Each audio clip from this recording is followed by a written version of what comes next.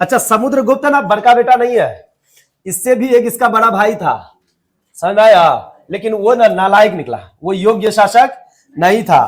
तो इन्होंने अपने भाई को, देखो भैया यहाँ पे एकदम भाई भाई में चलता है, और राजनीतियों में चलता है ना आज के डेट में, कोई किसी का होता है, और जब लगता है हमारा कुर्सी जाने वाला है, मार उसको, समझ रहा, टपका देता है। तो राजनीति, और ये भी राजा राजा वाला काम क्या है, ये भी तो राजनीति है।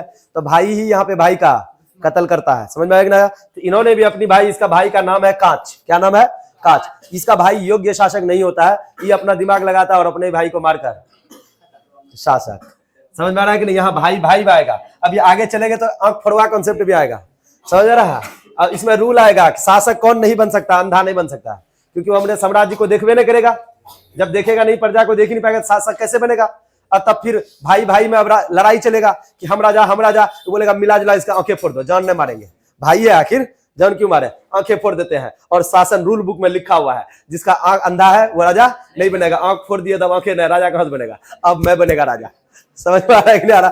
अभी भाई भाई में अब फोड़वा कॉन्सेप्ट भी आएगा, आते रहेगा, हिस्ट्री है, बहुत कुछ आएगा, अब मजा भी आता है। चलिए अभी हम लोग कौन सा राजा है? समुद्रगुप्त। तो चलिए पहले यहाँ पे लिखो, समुद्रगुप्त का पहले डिटेल लिख दो, पिता नाम लिख दो, माता का नाम लिख दो, सब बात लिख दो, फिर हम कहानी सुनेंगे, अब फिर लिख लेंगे। जब तक लिखिए पिता, बोलो पिता का नाम क्या लिखोगे? चंद्रगुप्त प्रथम। माता का नाम क्या लिखोगे? कुमार देवी। और इसके बाद लिखो पिता माता, हमको नहीं पता, तुम लिखो पिता माता। और एक बात अब ये पढ़ लेंगे, उपाधि, जो बिहार बोर्ड में ये वाला आया। अच्छा, पिता माता तो नहीं पूछेगा, लेकिन ये तो क्वेश्चन बिहार बोर्ड में आया हुआ है भाई साहब। कौन सा? उपाधि यहाँ का आया हुआ है, इसका उपाधि आया हुआ है। तो बोलिए पिता का नाम, पिता का नाम चंद्रगुप्त प्रथम। माता का नाम कुमार देवी। अच्छा, उपाधि अभी बोले लिच्छवी दौहित्र। क्या नाम है? लिच्छवी दौहित्र। और दौहित्र का मतलब होता है बेटा, दौहित्र मने बेटा, आपको दौहित्र ही याद करना है। उपाधि मिला हुआ है इसको, लिच्छवी दौहित्र। लिच्छवी राजकुमारी का बेटा है ये, किसका? चंद्रगुप्त प्रथम का ना है, किसका? लिच्छवी दौहित्र का, क्योंकि ये भयानक फैमिली से बिलोंग करता है, वो तो छटकनिया था, इसलिए फेमस इसी के नाम से होएगा। बात समझ में आया? देखो बड़ा घर में शादी करने का फायदा कितना है, समझ में आ रहा है कि नहीं आ रहा? हाँ चलिए चलिए। अच्छा, अब ये ना काफी योग्य शासक निकला। ये भाई साहब कैसा शासक था?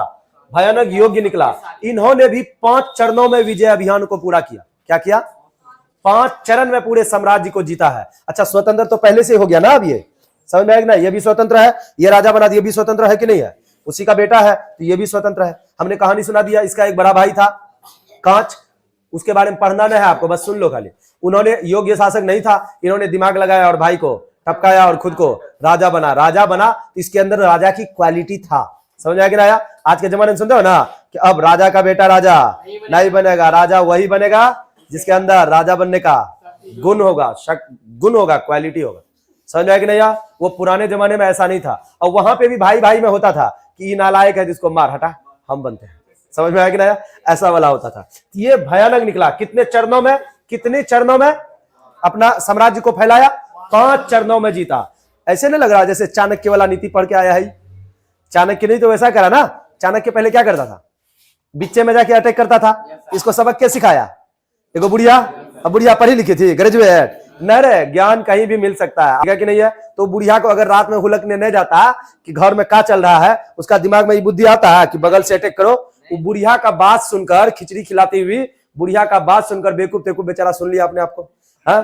तब उसका दिमाग में आइडिया आया कि अच्छा बगल से अटैक करना चाहिए, यहां से किनारे से अटैक करना शुरू किया। फिर उसका सेनापति का नाम याद है?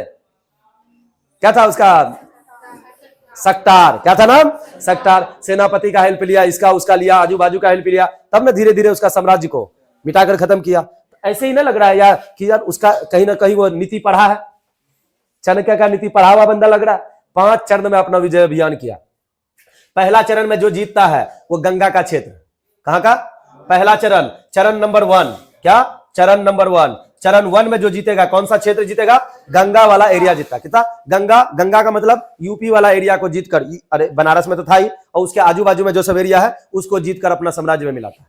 बात समझ में आया। और चरण नंबर 2, और 2 में चलेगा बिहार तो पहले से है कि उसके अंडर में कितना है? बिहार तो ननिहाले है, ननिहाले न हुआ रे, लिच्छवी दोहित्र, तो बिहार तो उसका ननिये का घर है। अब बिहार के बाद आइए बंगाल और नेपाल। दूसरा चरण में कौन सा एरिया जीतता है?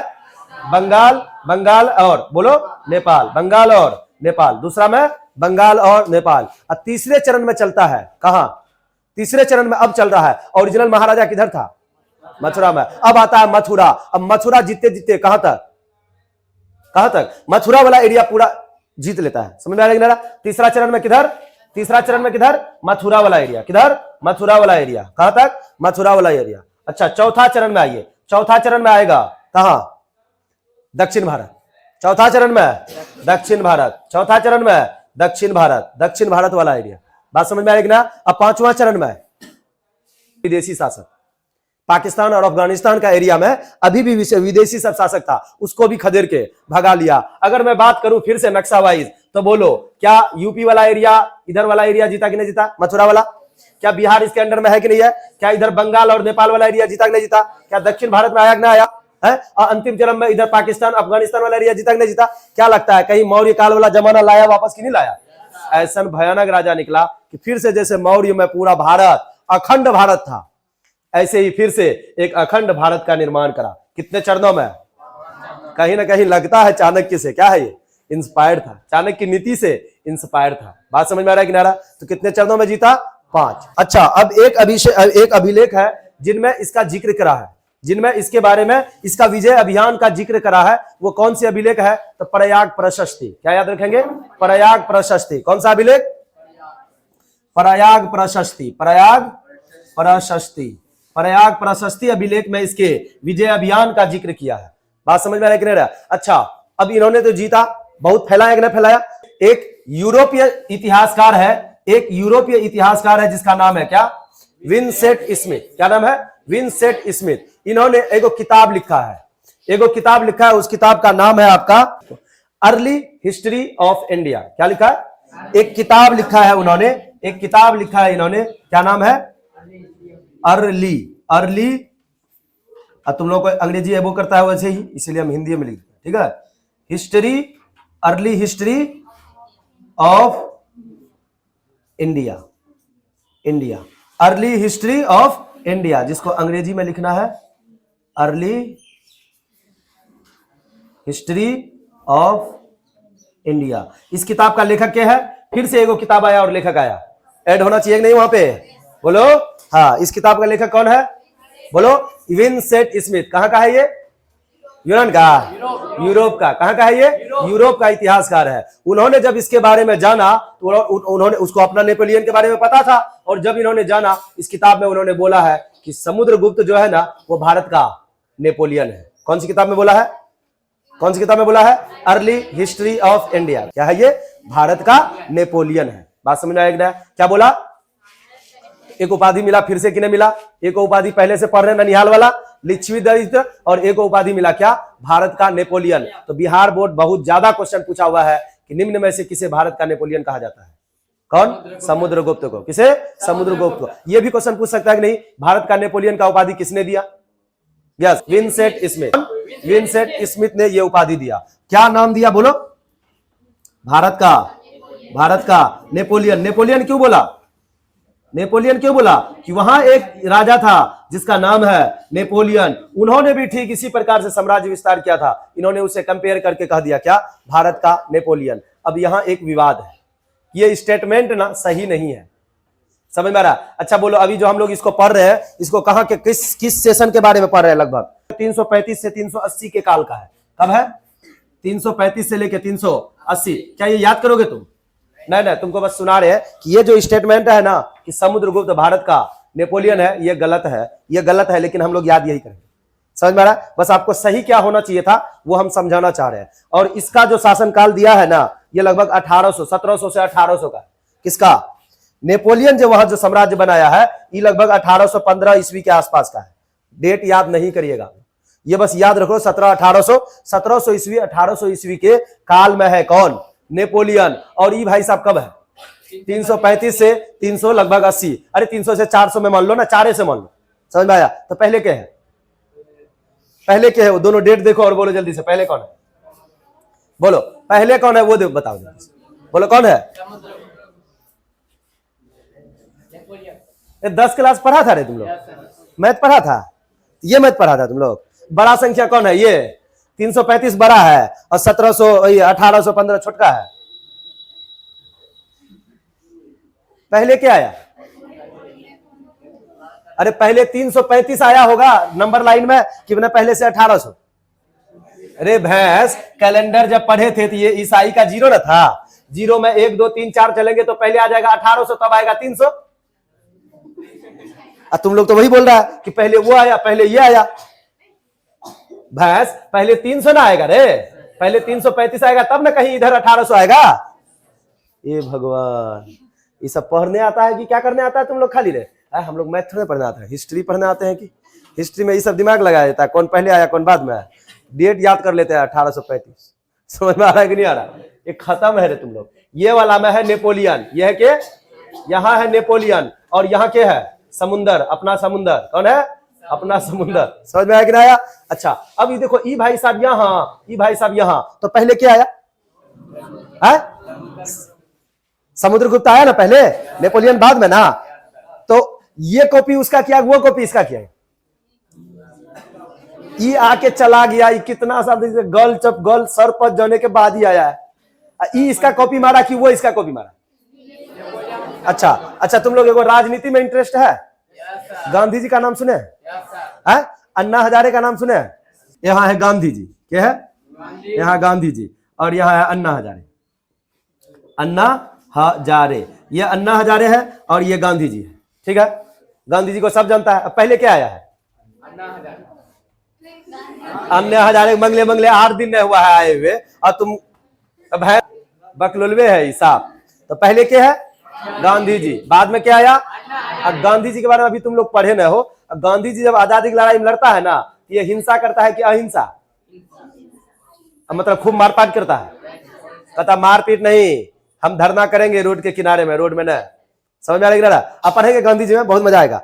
ये अहिंसा का पुजारी है। ये हर बात में जो धरना में बैठता है ना, तो हमेशा भूख हड़ताल, ले आज से खाना पीना बंद, जब तक सरकार हमारा नहीं सुनेगा हम ऐसे भूखे प्राण त्याग देंगे। अब पूरा भीड़ लेके रोड के किनारे बैठल है। अब आ रहा है, क्या हुआ?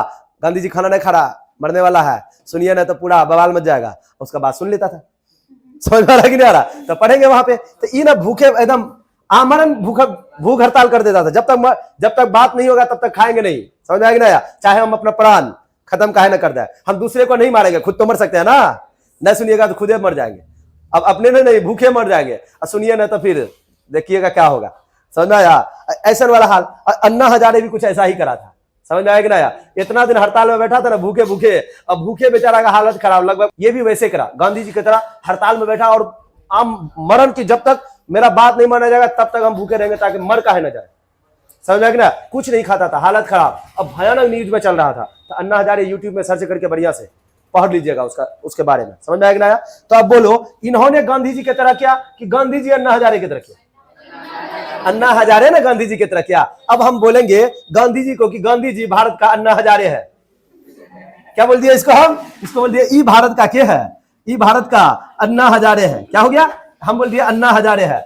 या ऐसा होना चाहिए अन्ना हजारे भारत का गांधी है। अन्ना हजारे भारत का गांधी, क्योंकि गांधी जैसा इसने करा। स्टेटमेंट सही कौन सा है? कि अन्ना हजारे भारत का गांधी है, ना कि यह होना चाहिए कि गांधी जी भारत का अन्ना हजारे है। समझ में आ रहा? ऐसा ही नेपोलियन ने यहाँ नेपोलियन का तुलना कर दिया। स्मिथ ने क्या लिख दिया कि भारत का नेपोलियन है कौन? समुद्रगुप्त। जबकि क्या होना चाहिए? यूरोप का। कहां का है ये? यूरोप। कौन है? समुद्रगुप्त है। कौन? नेपोलियन। स्टेटमेंट ये सही है। समझ में आ रहा? बात तुलनात्मक वर्णन सही है, बट कथन जो लिखा ना, ये कथन लिखना क्या हो गया उसका? गलत है। लेकिन हम लोग बिहार बोर्ड में यही लिखेंगे। समझ में आएगा ना? और जब बिहार बोर्ड के बाद आप ग्रेजुएशन में तैयारी करेंगे, यूपीएससी में जाएंगे, तब वहां सब्जेक्टिव क्वेश्चन में लिखेंगे कि ये तुलना सही है बट ये कथन गलत है, कथन ऐसा होना चाहिए। समझ में आएगा ना? बट चलिए कोई बात नहीं, चर्चा इतना ही रहना है। लिखो जल्दी से।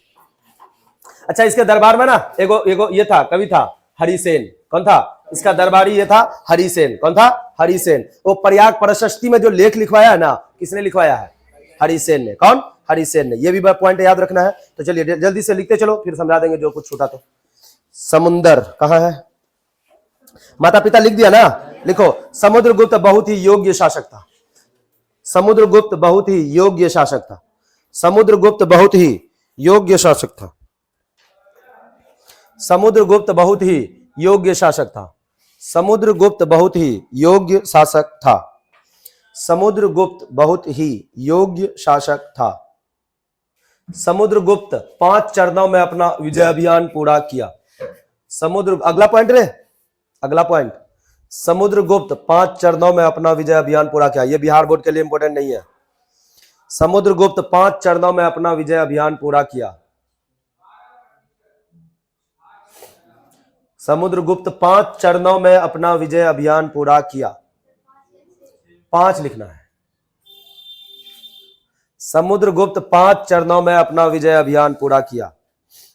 प्रथम चरण, ये सब देखो डिटेलिंग आपको याद नहीं करना है, बस रहना चाहिए कॉपी में।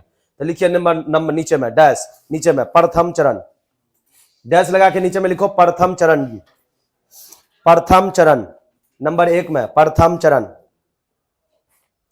नंबर 1 प्रथम चरण। और इसमें तीर लगाइए, लिखिए गंगा के आसपास का क्षेत्र। गंगा के आसपास का क्षेत्र, गंगा के आसपास का क्षेत्र। इससे तुम क्या समझोगे? गंगा के आसपास का क्षेत्र का मतलब कहां?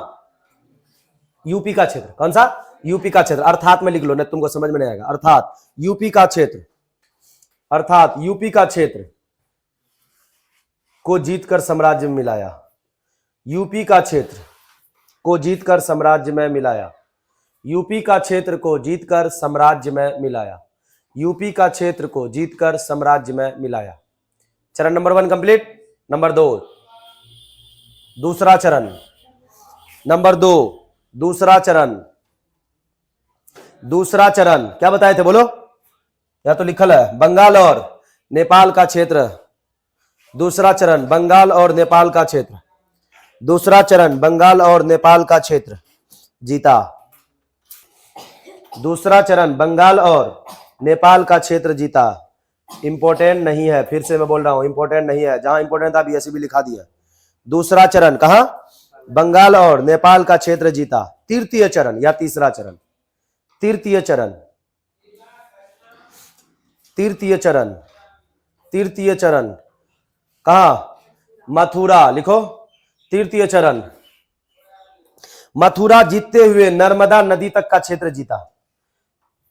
मथुरा जीतते हुए, मथुरा जीतते हुए, मथुरा जीतते हुए नर्मदा नदी का, नर्मदा नदी का क्षेत्र तक जीता।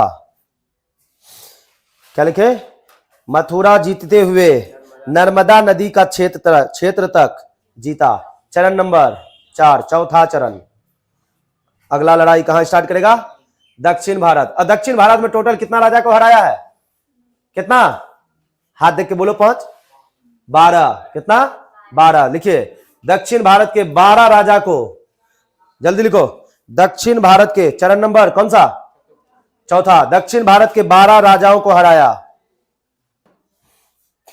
दक्षिण भारत के 12 राजाओं को हराया। इतना डिटेलिंग याद नहीं करना है, बस ये वाला पार्ट खाली सुन लो, समझ लो, ऐसे ऐसे जीता है, काम खत्म। दक्षिण भारत के बोलो 12 राजाओं को हराया। चरण नंबर 5 पांचवा चरण। अगला चलो 5वां चरण। 5वां चरण विदेशी शासकों को हराया।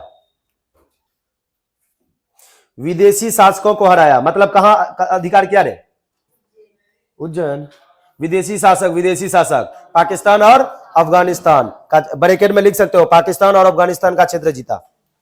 पाकिस्तान और अफगानिस्तान का क्षेत्र जीता। बोलो फिर से, अखंड भारत बना कि नहीं बना? हाँ, पाकिस्तान और अफगानिस्तान का क्षेत्र जीता।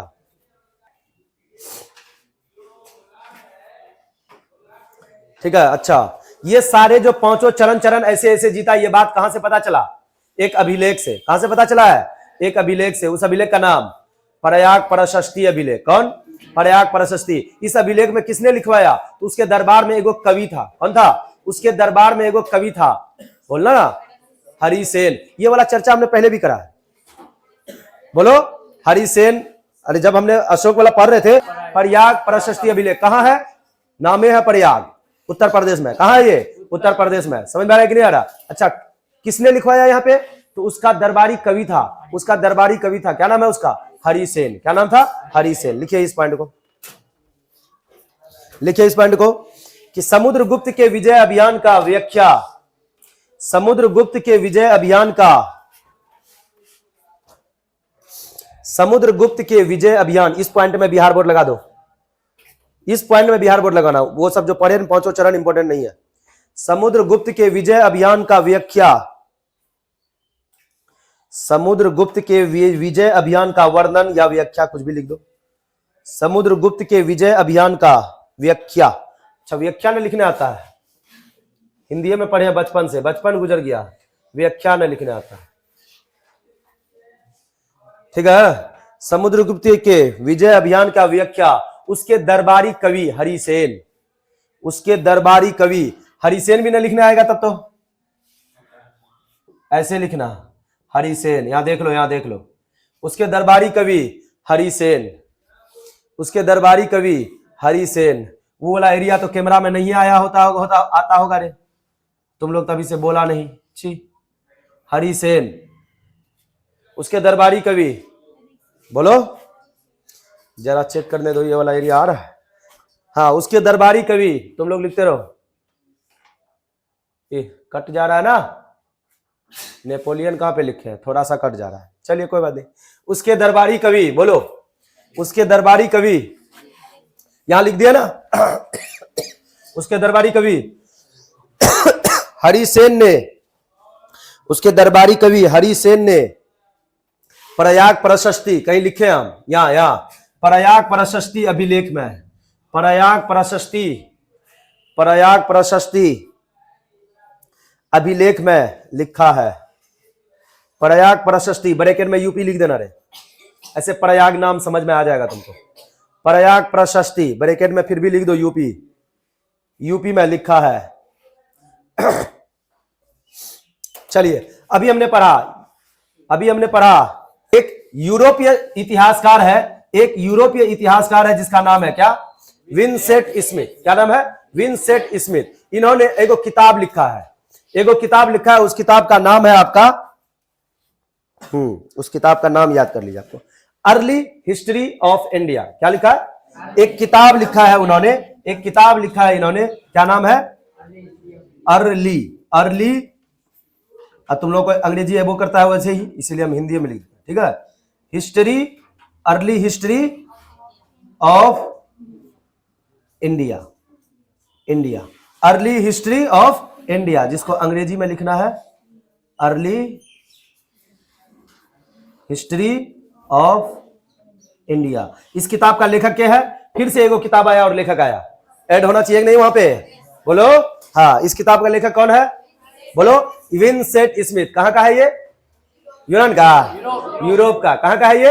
यूरोप का इतिहासकार है। उन्होंने जब इसके बारे में जाना तो उन्होंने, उसको अपना नेपोलियन के बारे में पता था, और जब इन्होंने जाना, इस किताब में उन्होंने बोला है कि समुद्रगुप्त जो है ना, वो भारत का नेपोलियन है। कौन सी किताब में बोला है? कौन सी किताब में बोला है? Early history of India. कौन सी किताब में? Early history of India. यही लाइन आपको लिखना है, जबकि यह सेंटेंस क्या है, ये कथन क्या है? गलत है, बट हम याद करेंगे। लिखिए, यूरोपीय इतिहासकार विंसेंट स्मिथ। इस पॉइंट में भी बिहार बोर्ड लिखो, यह भी क्वेश्चन आया हुआ बिहार बोर्ड में। यूरोपीय इतिहासकार विंसेंट स्मिथ, यूरोपीय इतिहासकार विंसेंट स्मिथ, हाईलाइट होना चाहिए, विंसेंट स्मिथ हाईलाइट होना चाहिए। यूरोपीय इतिहासकार विंसेंट स्मिथ ने अपनी किताब, यूरोपीय इतिहासकार विंसेंट स्मिथ अपनी किताब, बोलो, यूरोपीय इतिहासकार विंसेंट स्मिथ ने अपनी किताब, हिंदी में लिखना है हिंदी में लिखो, अंग्रेजी में लिखना अंग्रेजी में लिखो, early history of India, early history of India, early history of India, early history of India, early history of India में समुद्रगुप्त को भारत का नेपोलियन कहा है। अर्ली हिस्ट्री ऑफ इंडिया में समुद्रगुप्त को भारत का नेपोलियन कहा है। अर्ली हिस्ट्री ऑफ इंडिया में समुद्रगुप्त को भारत का नेपोलियन कहा है, भारत का नेपोलियन कहा है। हाईलाइट मारिए जल्दी जल्दी, कहां कहां हाईलाइट मारना है? विंसेंट स्मिथ, किताब का नाम अर्ली हिस्ट्री ऑफ इंडिया, और उपाधि का नाम क्या? भारत का नेपोलियन, समुद्रगुप्त। कितना ऑब्जेक्टिव क्वेश्चन हो सकता है यहां से बोलो? 3-4 बन सकता है ना? पहली बात, विंसेंट स्मिथ, ऐसे लिखेंगे अर्ली हिस्ट्री ऑफ इंडिया के लेखक कौन है? Vincent Smith. फिर बोलेंगे किस पुस्तक में समुद्रगुप्त को भारत का नेपोलियन कहा गया है? Early history of India. फिर बोलेंगे ऐसे, किसने समुद्रगुप्त को भारत का नेपोलियन कहा? Vincent Smith. अब ऐसे पूछेंगे, भारत के किस शासक को भारत का नेपोलियन कहा जाता है? किसको? कितना क्वेश्चन बना दिए? 4 बना के नहीं बना? 4 क्वेश्चन का फॉर्मेट एक लाइन में हमने लिखा दिया है, वो आप अपना दिमाग लगाइए। बात समझ में आ रहा? हाईलाइट मार लीजिए। अच्छा, उपाधि में बोलो कैठो आया? अभी एगो पढ़े थे लिच्छवी दौहित्र, और दूसरा क्या मिला? भारत का नेपोलियन। राइटर में एगो नया ऐड हुआ कि नहीं हुआ? अभी तक सब किताब याद होगा, एगो और नया जुड़ गया। अरे बोलो भाई। हाँ, तो अभी सब किताब का एक साथ अभी हम पूछेंगे अगले क्लास में, तो बढ़िया से सब सेट करके आइएगा। चलिए, ये वाला बात हो गया। अच्छा, एगो इसके क्वेश्चन पूछेगा, समुद्रगुप्त का दरबारी कवि कौन था? लिख दिया ना वो भी बात। अच्छा, हरिसेन। अच्छा, समुद्रगुप्त को ना खुद म्यूजिक का प्रेमी था। कैसा प्रेमी था? म्यूजिक प्रेमी था। समझा? संगीत, म्यूजिक मतलब हिंदी में बोलते हैं, संगीत प्रेमी था। संगीत उसको बड़ा पसंद था, और खुद एक कविता लिखता था। समझा कि नहीं? खुद से वो कविता लिखता था, इसीलिए इसके दरबारी कवि ने उसको एक उपाधि दिया, कविराज। क्या उपाधि दिया? अब देखो, राजा है तो बढ़ा चढ़ा कुछ नहीं तो बोलना है ना, चापलूसी नहीं करोगे तो फिर काम कैसे चलेगा? समझ में आ रहा है कि नहीं? तो उसके दरबारी कवि ने उसको क्या ना उपाधि दिया है? कविराज। किसका? कविराज। तो लिखिए जल्दी से, लिखो समुद्रगुप्त के दरबारी कवि। अगला पॉइंट लिखो, समुद्रगुप्त के दरबारी कवि कौन? बोलो। हरिसेन। यहां लिखा हुआ है समुद्रगुप्त के दरबारी कवि हरिसेन। समुद्रगुप्त के दरबारी कवि हरिसेन। समुद्रगुप्त के दरबारी कवि हरिसेन ने समुद्रगुप्त को कविराज की उपाधि दिया। समुद्रगुप्त को कविराज की उपाधि दिया। समुद्रगुप्त के दरबारी कवि हरिसेन ने, समुद्रगुप्त के दरबारी कवि हरिसेन ने किसको? समुद्रगुप्त को, बोलो, कविराज का उपाधि दिया। किसका? कविराज का उपाधि दिया। कविराज को हाईलाइट मारिए, हरिसेन को हाईलाइट मारिए, समुद्रगुप्त को हाईलाइट मार दीजिए। समुद्रगुप्त के दरबारी कवि हरिसेन ने समुद्रगुप्त को कविराज की उपाधि दिया। कविराज की उपाधि दिया। खत्म। क्वेश्चन बाद क्वेश्चन ये आएगा बिहार बोर्ड में, निम्न में से किसे कविराज का उपाधि दिया? समुद्रगुप्त। अब क्वेश्चन ये भी आ सकता है, कविराज की उपाधि समुद्रगुप्त को किसने दिया? हरिसेन ने। अरे बोलो। अच्छा, हरिसेन ने कौन सी अभिलेख में ये लिखवाया है, उसके समुद्रगुप्त के विजय अभियान का चर्चा किया है? बोलो। देखो, सारी बातें क्लास में। क्लास वो सक्सेस क्लास होता है जहां आप पढ़कर 80% चीजें क्लास में क्या हो जाए? याद हो जाए। 20% घर में जाकर फिनिश करके 100% कर ले। समझ में आया? ऐसा नहीं कि बस कैसो भी बोर्ड की तरफ देखो और बढ़िया से छाप लो, अब बाकी घर में जाएंगे, वजू करेंगे, मसल्ला बिछाएंगे, अब पूजा पाठ करेंगे, अगरबत्ती जलाएंगे, और तब फिर गर्दन हिला के याद करेंगे। ऐसे नहीं। मोस्ट ऑफ द बातें क्लास में क्या होनी चाहिए? याद हो जानी चाहिए। इतनी बार बोलिए मेरे साथ, आप भी बोलिए कि याद हो जाए, वो क्लास सक्सेस है। अगर ऐसा नहीं होता है फिर छोड़ दो, मत पढ़ो। कहीं के बारे में बोल रहे हैं, हर जगह ये रूल लगाना है। समझ में आया कि नहीं आया? चलिए आगे बढ़ते हैं। आगे बढ़े। अच्छा, ये वाला बात बताइए दिया आपको मिला जुला के। एक पॉइंट और लिख लीजिए तो, समुद्रगुप्त के सिक्के में वीणा का चित्र मिलता है। वीणा, वीणा किस जानते हो? म्यूजिक वाला होता है ना, वीणा बजाता हुआ फोटो देखे हो भगवान का? कौन बजाती थी? कौन सी भगवान में लगता है वीणा का फोटो? सरस्वती में ही तो लगता है रे, वो वाला गिटार वाला टाइप का होता है। हाँ। अच्छा, वीणा कैसे पता चला इसको म्यूजिक के प्रति प्यार है? कैसे पता चला? दिमाग लगा बोलो। अभी हमने बोल दिया ना, इसके सिक्का में, उसके सिक्का में किसका फोटो था? पति पत्नी का, और उसका मजबूरियों था, लगाना था। समझ में आ रहा है कि नहीं आ रहा? नहीं तो ससुराल वाला नाराज हो जाता। ठीक है। अच्छा, इसके चित्र में वैसा नहीं निकला। ये भी पिताजी को कॉपी कर सकता था ना, कि हम भी अपना पति पत्नी का फोटो लगा देते हैं, पिताजी की तरह हमारा भी नाम अमर रहेगा। लेकिन इन्होंने ऐसा नहीं करा। इन्होंने सिक्का में किसका फोटो लगाया? वीणा का फोटो लगाया। इसका मतलब वीणा म्यूजिक का संकेत है। वीणा मतलब म्यूजिक। अब म्यूजिक का संकेत है, अगर ये इसका राजा का सिक्का में वीणा का फोटो है, मतलब कहीं ना कहीं राजा को संगीत के प्रति प्रेम है, और ये खुद क्या है? कवि है, तभी तो उसका दरबारी कवि और चापलूसी लगा के बोल दिया का कविराज है सर, आप टेंशन का ले रहे हैं, हमारा राजा का है कविराज है। बात समझ में आया कि ना आया? हाँ चलिए अगला, ये कविराज में शाहरुख खान वाला स्टाइल कर रहे हैं। चलो आ जाता, हम लोग अब इस फेज में है ना, तो इस फेज में यही वाला सब स्टाइल है ना। चलिए अगला लिखो, समुद्रगुप्त के सिक्के पर वीणा का चित्र था। समुद्रगुप्त के सिक्के पर वीणा का चित्र था, थोड़ा सा रख लो, ये भी इंपॉर्टेंट समझना, हो सकता है पूछ ले। समुद्रगुप्त के सिक्के पर वीणा का चित्र था। हम एक बात बोलना चाहते हैं, हम एक बात बोलना चाहते हैं, NOTE, ये तो हर दिन बोलते हैं सर। लिखिए फिर से, नोट नोट। हम ना एक बात लिखना चाहते हैं, उपाधि। नोट में क्या लिखेंगे? उपाधि। किसका? उपाधि में कौन कौन सा उपाधि मिला समुद्रगुप्त को, सब तो एक जगह इकट्ठा करेंगे। कितना उपाधि मिला है बोलो जल्दी से। समुद्रगुप्त को पहला उपाधि क्या मिला है बोलो? लिच्छवी दौहित्र। लिखो नोट में उपाधि पहले लिखो, उपाधि। उपाधि में तीर लगा के सब तो एक जगह इकट्ठा करो, उपाधि डैश। नीचे में लिखिए तो तीनों ठो, लिच्छवी दौहित्र। तुमको इतना समझाते हैं, नोट को ऊपर करके यहां नहीं लिख सकते थे? नोट ऊपर, हिंदी नीचे, खत्म गोबर। लाइन में लिखो एकदम सामने सामने, ये ऊपर और नीचे, अंग्रेजी नीचे, हिंदी ऊपर। इसीलिए अंग्रेजी नहीं आता तुम लोग को। किसी को नीचे समझेगा तो वो थोड़े समझ में आएगा तुमको। सबको एकदम सेम लेवल दो, सबको सेम लेवल में रखो। हाँ बोलिए। पहला उपाधि लिच्छवी दौहित्र, दूसरा उपाधि भारत का नेपोलियन। लिखो, गलती है लेकिन ठीक है, जबकि लिखना चाहिए था क्या बोलो? यूरोप का समुद्रगुप्त। क्या लिखना चाहिए था? यूरोप का समुद्रगुप्त, ये उसको बोलना चाहिए था।